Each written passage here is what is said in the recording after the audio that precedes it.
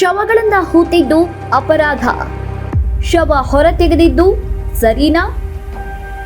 ಈಗಾಗಲೇ ಹೊರಬಂದಿರುವ ಒಂದು ಅಸ್ಥಿ ಪಂಜರ ಯಾರದ್ದು? ಹೊರಬರಲಿದ್ದಾರೆ ಅತ್ಯಾಚಾರಿಗಳಿಗೆ ಸಹಾಯ ಮಾಡಿದ ಮತ್ತಷ್ಟು ಜನ.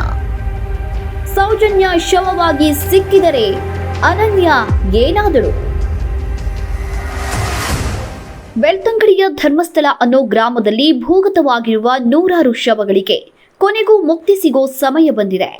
ಏನೇನು ಶವಗಳನ್ನ ಹೂತು ಹಾಕಿದ ವ್ಯಕ್ತಿ ತೋರಿಸಿದ ಜಾಗಗಳಲ್ಲಿ ಅಗೆಯೋದೊಂದು ಬಾಕಿ. ಈಗ ಇಲ್ಲಿ ಅತ್ಯಾಚಾರವನ್ನೇ ಅಡ್ಡಕಸುಬನ್ನಾಗಿ ಮಾಡಿಕೊಂಡಿದ್ದ ಕಾಮಾಂಧರ ಕಚ್ಚೆ ಒತ್ತೆಯಾಗಿರೋದಕ್ಕೆ ಇನ್ನೂ ಒಂದು ಕಾರಣವಿದೆ. ಈಗಾಗಲೇ ಒಬ್ಬ ವ್ಯಕ್ತಿ ಪಾಪ ಪ್ರಜ್ಞೆಯಿಂದ ನರಳಿ ಸತ್ಯ ಹೇಳೋದಕ್ಕೆ ಹೊರಗೆ ಬಂದಿದ್ದಾರೆ. 11 ವರ್ಷಗಳ ಕಾಲ ತಲೆಮರೆಸಿಕೊಂಡಿದ್ದ ಆ ವ್ಯಕ್ತಿಗೆ ಈಗ ಧೈರ್ಯ ಬಂದು ಕಾನೂನಿನ ಮೂಲಕ ಶರಣಾಗಿ ತನ್ನ ತಪ್ಪನ್ನ ಒಪ್ಪಿಕೊಂಡು ಸತ್ಯ ಹೇಳುವುದಕ್ಕೆ ಮುಂದಾಗಿದ್ದು ಇನ್ನೂ ಹಲವಾರು ಜನರಿಗೆ ಪ್ರೇರಣೆಯಾಗಿದೆ. ಇದೀಗ ಪಾಪಿಷ್ಟ ಕಾಮಾಂಧರ ದುರಾಚಾರ ಹಾಗೂ ಹತ್ಯಾಕಾಂಡದಲ್ಲಿ ಪ್ರತ್ಯಕ್ಷವಾಗಿ ಪರೋಕ್ಷವಾಗಿ ಭಾಗಿಯಾಗಿರುವವರು ಹೊರಗೆ ಬಂದು ಸತ್ಯ ಹೇಳುವುದಕ್ಕೆ ಯೋಚನೆ ಮಾಡ್ತಿದ್ದಾರೆ. ನಾವು ಅಲ್ಲಿ ಜೀವನ ಮಾಡಬೇಕಾದ್ರೆ ನಮ್ಮಷ್ಟಕ್ಕೆ ಇರಬೇಕು. ಎದುರು ಏನಾದರೂ ಇದ್ರೂ ನಾವು ಮಾತಾಡಬೇಕು. ಎಷ್ಟು ದಿನ ಕಾಮಾಂಧರ ಭಯದಲ್ಲೇ ಇದ್ದ ಈ ಜನಗಳಿಗೆ ಈಗೀಗ ಸ್ವಲ್ಪ ಧೈರ್ಯ ಬರ್ತಿರೋದಕ್ಕೆ ಕಾರಣ ಸೌಜನ್ಯ ಪರವಾದ ಹೋರಾಟ ಹಾಗೂ ಜನರು ಕೂಡ ಕಾಮಾಂಧರ ವಿರುದ್ಧವಾಗಿ ತಿರುಗಿ ಬಿದ್ದಿದ್ದು. ಅಂದ್ರೆ ಈಗ ಕಚ್ಚೆ ಪಂಚೆ ದಣಿಗಳಿಗೆ ಮೊದಲಿನಷ್ಟು ಹೆದರಬೇಕಾದಂತಹ ಅಗತ್ಯ ಇಲ್ಲ ಅನ್ನೋ ವಾತಾವರಣ ಸೃಷ್ಟಿಯಾಗಿದೆ. ಜೊತೆಗೆ ಈಗ ಬಂದಿರೋ ವ್ಯಕ್ತಿ ಕೂತಿರುವ ಶವಗಳ ಸಾಕ್ಷಿ ತೋರಿಸಿದ್ರೆ ಕೇವಲ ಕಾಮಾಂಧರಷ್ಟೇ ಅಲ್ಲ, ಅವರಿಗೆ ಸಹಾಯ ಮಾಡಿದ ಒಂದು ದೊಡ್ಡ ದಂಡೆ ಜೈಲಿನಲ್ಲಿ ಕೊಡಿಬೇಕಾಗತ್ತೆ. ಹಾಗಾಗಿ ಅತ್ಯಾಚಾರಿಗಳ ಸೇವಕರಿಗೆ ಈಗ ಪಾಪ ಪ್ರಜ್ಞೆಗಿಂತ ಹೆಚ್ಚಾಗಿ ಭಯ ಕಾಡುವುದಕ್ಕೆ ಶುರುವಾಗಿದೆ. ಈ ಭಯದಲ್ಲಿ ಕೆಲವು ಆತ್ಮಹತ್ಯೆಗಳು ನಡೆದರೂ ಆಶ್ಚರ್ಯವಿಲ್ಲ. ಇವರಿಗೆಲ್ಲ ಇಷ್ಟು ದಿನ ಏನೇ ಆದ್ರೂ ನಮ್ಮನ್ನ ಕಾಪಾಡೋದಕ್ಕೆ ಕಾಮಾಂಧರು ಇದ್ರು ಅನ್ನೋ ಧೈರ್ಯ ಇತ್ತು. ಈಗ ಈ ಭರವಸೆ ಕೂಡ ಹೊರಟು ಹೋಗಿದೆ. ಈಗ ಕಾಮಾಂಧರೇ ದೇಶ ಬಿಟ್ಟು ಓಡಿ ಹೋಗೋ ಪರಿಸ್ಥಿತಿ ಬಂದಿರುವಾಗ ಇನ್ನು ಇವರನ್ನೆಲ್ಲ ಕಾಪಾಡೋದಕ್ಕೆ ಸಾಧ್ಯನಾ ಅಥವಾ ಕಾಪಾಡೋ ಉದ್ದೇಶವೂ ಅವರಿಗೆ ಇರೋದಿಲ್ಲ. ಹೀಗಾಗಿ ಅತ್ಯಾಚಾರಿಗಳಿಗೆ ಸಹಾಯ ಮಾಡಿದವರಲ್ಲಿ ಕೆಲವರು ನಿಧಾನವಾಗಿ ಸರೆಂಡರ್ ಆಗೋ ಸಾಧ್ಯತೆ ದಟ್ಟವಾಗಿದ್ದು ಅವರವರೇ ಗುಟ್ಟಾಗಿ ಚರ್ಚೆ ಮಾಡೋದಕ್ಕೆ ಶುರು ಮಾಡಿದ್ದಾರಂತೆ. ಇನ್ನು ನೂರಾರು ಶವಗಳನ್ನ ಹೂತು ಹಾಕಿದ್ದ ವ್ಯಕ್ತಿ ಈಗಲೂ ಸುಮ್ಮನೆ ಬಾಯಿ ಮಾತಿನಲ್ಲಿ ಸಾಕ್ಷಿ ಹೇಳೋದಕ್ಕೆ ಬಂದಿಲ್ಲ. ಈಗಾಗಲೇ ಹೂತು ಹಾಕಿರುವಂತಹ ಒಂದು ಶವದ ಪಳೆಯುಳಿಕೆಯನ್ನ ಹೊರತೆಗೆದು ಅದನ್ನೇ ಆಧಾರವಾಗಿ ತಂದು ಪೊಲೀಸರಿಗೆ ಒಪ್ಪಿಸಿದ್ದೂ ಆಗಿದೆ. ತಮಾಷೆ ಅಂದ್ರೆ ಕೆಲವು ಕಚ್ಚೆ ಹರುಕ ಕಾಮಾಂಧರ ಎಂಜಲು ನೆಕ್ಕುವ ಜನರು ಇದನ್ನ ಪರೋಕ್ಷವಾಗಿ ಪ್ರಶ್ನೆ ಮಾಡ್ತಿದ್ದಾರೆ. ಹೂತಿರುವ ಶವವನ್ನ ಹೊರಗೆ ತೆಗಿಬೇಕೆಂದ್ರೆ ಅದಕ್ಕೆ ನ್ಯಾಯಾಲಯ ಅನುಮತಿ ಕೊಡಬೇಕು, ಪೊಲೀಸರ ಸಮ್ಮುಖದಲ್ಲಿ ತೆಗಿಬೇಕು.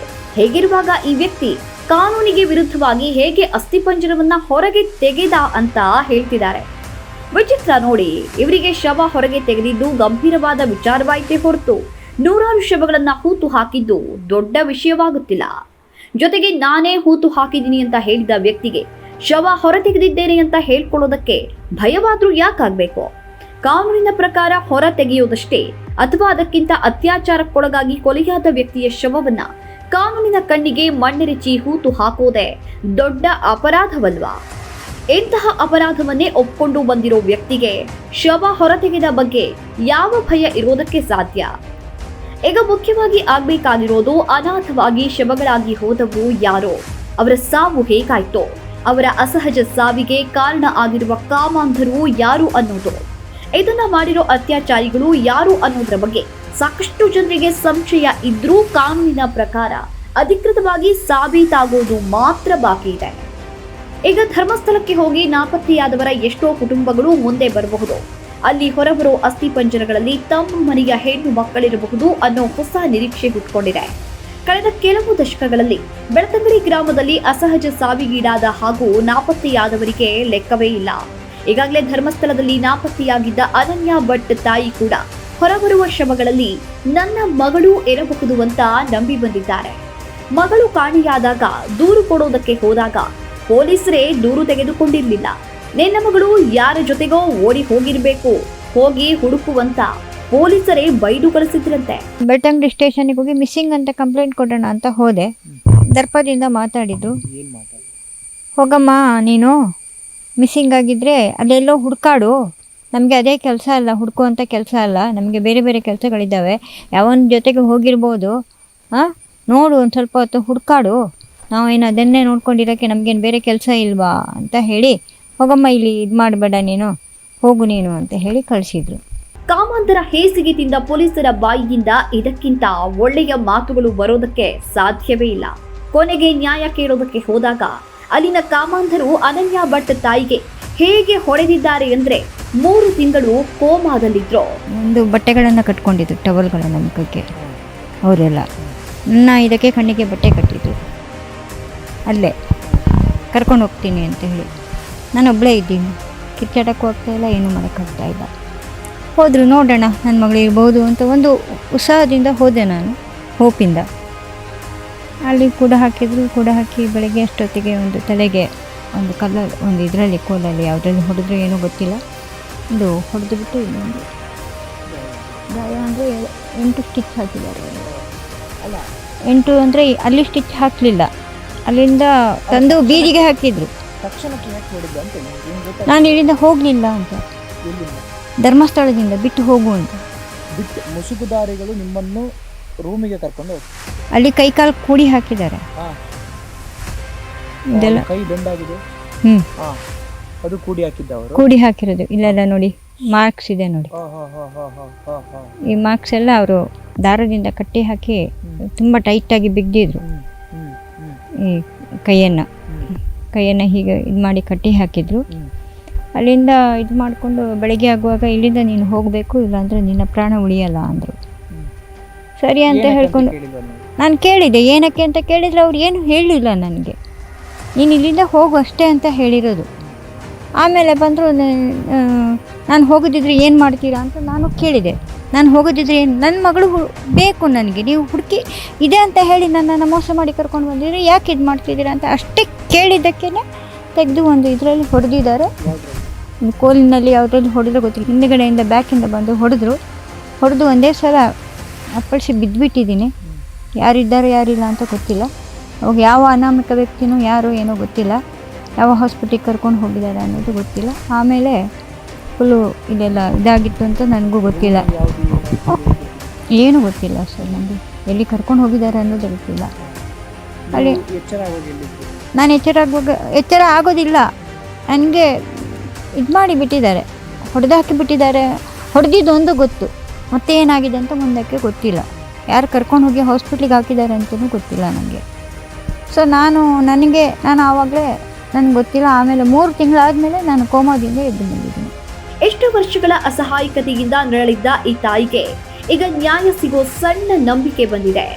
ಈಗ ಅವ್ರ ಧೈರ್ಯ ಏನಕ್ಕೆ ಅಂತ ಹೇಳಿದ್ರೆ, ಈಗ ಒಂದು ಪಾಸಿಟಿವ್ ಮೂಮೆಂಟ್ ಸ್ಟಾರ್ಟ್ ಆಗಿದೆ, ಏನೋ ಒಂದು ಆಗ್ಬೋದೇನೋ ಅಂತ ಹೇಳ್ಬಿಟ್ಟು ಅಲ್ಲಿ ಇವ್ರು ಯಾರೋ ಬಂದುಬಿಟ್ಟು ನಾನು ಹೇಳಿದಾರಲ್ಲ, ಆ ಆಧಾರದ ಮೇಲೆ ನನ್ನ ಮಗಳೂ ಏನೋ ಸಿಗ್ಬೋದೇನೋ ಒಂದು ಪಾಸಿಟಿವ್ ರೆಸ್ಪಾನ್ಸ್ ಬಂದಿದ್ದಾರೆ. ನಮ್ದೇನಿದೆ ಲಾ ಪ್ರಕಾರ ಕಂಪ್ಲೇಂಟೇ ಕೊಡಬೇಕು, ಬೇರೆ ಏನು ಅದರ ಆಪ್ಷನ್ಸ್ ಇಲ್ಲ. ಅದಕ್ಕೆ ಕಂಪ್ಲೇಂಟ್ ಕೊಡೋಣ, ಸೊ ಅದು ರೆಸ್ಪಾನ್ಸ್ ನೋಡ್ಕೊಂಡು ಫರ್ದರ್ ಲೀಗಲ್ ಆ್ಯಕ್ಷನ್ ತೊಗೊಳ್ಳೋಣ ಅಂತ ಇದು ಮಾಡಿ. ತುಂಬ ಇಲ್ಲ ಇನ್ನು ನಾವು ಧರ್ಮಸ್ಥಳಕ್ಕೆ ಹೋಗಿಲ್ಲ. ಅದು ತುಂಬ 2003 ಆಗಿದ್ದರಿಂದ ಒಂದು SP ಸಾಹೇಬ್ರು ಮೀಟ್ ಮಾಡಿ ಇದು ಒಂದು ನೋಡೋಣ. SP ಸಾಹೇಬ್ ಅದೇ ನಿಮ್ಮ ಪ್ರೊಸೆಸ್ ಏನಿದೆ, ನಿಮ್ಮ ರೈಟ್ಸ್ನ ಯಾರು ಇದು ಮಾಡೋಕ್ಕಲ್ಲ, ಈಗ ಕೊಡ್ತೀವಿ. SP ಸಾರ್ ಹೇಳಿದ್ರು ಅಲ್ಲೋ ಮೀಟ್ ಆಗಿ ವಾಪಸ್ ನಾನು ಧರ್ಮಸ್ಥಳಕ್ಕೆ ಹೋದಾಗ ವೀರೇಂದ್ರ ಹೆಗ್ಡೆಯವರನ್ನು ಕೇಳಿದವಾಗ ಅವರು ಅದನ್ನೇ ಹೇಳಿದರು, ನಾವೇನು ಹುಡುಕಿಕೊಂಡಿರೋಕ್ಕಾಗುತ್ತಾ ಅಂತ ಹೇಳಿದರು. ಹೋಗಮ್ಮ ಹುಡುಕು, ಎಲ್ಲಾದ್ರೂ ಇದ್ರೆ ಇರ್ಬೋದು, ಇಲ್ಲ ಯಾವನ ಜೊತೆಗೆ ಹೋಗಿರ್ಬೋದು ಅಂತ ಹೇಳಿ ನನ್ನನ್ನು ಕಳಿಸಿದ್ರು. ಅಲ್ಲಿಂದ ವಾಪಸ್ ಕಳಿಸಿ ಮೊನ್ನೆ ಬೆಳ್ತಂಗಡಿ ಇದರಲ್ಲಿ ಕೋರ್ಟಲ್ಲಿ ಈ ಅಸ್ಥಿಯನ್ನು ಇದು ಮಾಡುವಂಥ ಒಂದು ಇದನ್ನು ಅವರನ್ನು ಇದು ಮಾಡ್ಕೊಂಡು ಬಂದಿದ್ರಲ್ಲ, ಕೋರ್ಟಿಗೆ ಪ್ರೊಡ್ಯೂಸ್ ಮಾಡಿದ್ರಲ್ಲ, ಆವಾಗ ನೋಡಿದವಾಗ ನನಗೆ ಈಗ ಬಂದು ನಾನು ನನ್ನ ಮಗಳಲ್ಲಿ ಅಸ್ಥಿಯಾಗಿ ಸಿಕ್ಕಿದರೆ ಏನಾದರೂ ಅವಳನ್ನು ನಾನು ಸನಾತನ ಹಿಂದೂ ಬ್ರಾಹ್ಮಣ ಪ್ರಕಾರ ನಾನು ಸಂಪ್ರದಾಯದಂತೆ ಅವಳ ಅಸ್ಥಿ ಸಿಕ್ಕಿದರೆ, ಇಲ್ಲೇ ಅದು DNA ಟೆಸ್ಟ್ ಮಾಡಿ ಏನಾದರೂ ನನ್ನ ಮಗಳ ಅಸ್ಥಿ ಸಿಕ್ಕಿದರೆ ಅವಳನ್ನು ಸನಾತನ ಹಿಂದೂ ಬ್ರಾಹ್ಮಣ ಪ್ರಕಾರ ಸಂಪ್ರದಾಯದ ಪ್ರಕಾರ ಅವಳ ಅಸ್ಥಿಯನ್ನು ತಗೊಂಡು ಹೋಗಿ ಅಸ್ಥಿ ಸಂಕಲನ ಮಾಡಿ ಅವಳನ್ನು ಇದು ಮಾಡಬೇಕು. ಅವಳ ಆತ್ಮಕ್ಕೆ ಶಾಂತಿ ಕ್ರಿಯಾಕರ್ಮಗಳನ್ನು ಮಾಡಿ ಅವಳನ್ನು ಆತ್ಮಕ್ಕೆ ಮೋಕ್ಷ ಸಿಗಬೇಕು ಅಂತ ಹೇಳಿ ನಾನು ಕೇಳಿಕೊಳ್ಳೋಕ್ಕೆ ನಾನು ಎಷ್ಟು ಜೊತೆಗೆ ಅಷ್ಟೇ ಅದೇ ಮಾತೆ ಆಡಿರೋದು. ನಾನು ಭಯದಿಂದ ಇದ್ದೆ ಸರ್, ನಾನು ಯಾವ ಇದರಲ್ಲೂ ನಾನು ಹೋಗಲಿಲ್ಲ, ನನಗೆ ಯಾರೂ ಸಪೋರ್ಟ್ ಇಲ್ಲ. ಇವಾಗ ನಾನು ಒಬ್ಬಳೇ ಇರೋದು, ನನಗೆ ಯಾರೂ ಸಪೋರ್ಟ್ ಇಲ್ಲ. ಯಾರೂ ಇಲ್ಲ, ನನಗೆ ಬಂದು ಇಲ್ಲ ಬಳಗ ಎಲ್ಲ ಇರುವ ಒಬ್ಬಳ ಮಗನಲ್ಲಿ ಕಳ್ಕೊಂಡಿದ್ದೀನಿ. ದಯವಿಟ್ಟು ಎಲ್ಲದಕ್ಕೂ ಈಗ ಮಂಜುನಾಥ ಸ್ವಾಮಿ ಹಾಗೂ ಅಣ್ಣಪ್ಪ ಸ್ವಾಮಿ ತೀರ್ಮಾನ ಮಾಡುವುದಕ್ಕೆ ತಯಾರಾಗಿರುವುದಂತೂ ಸತ್ಯ.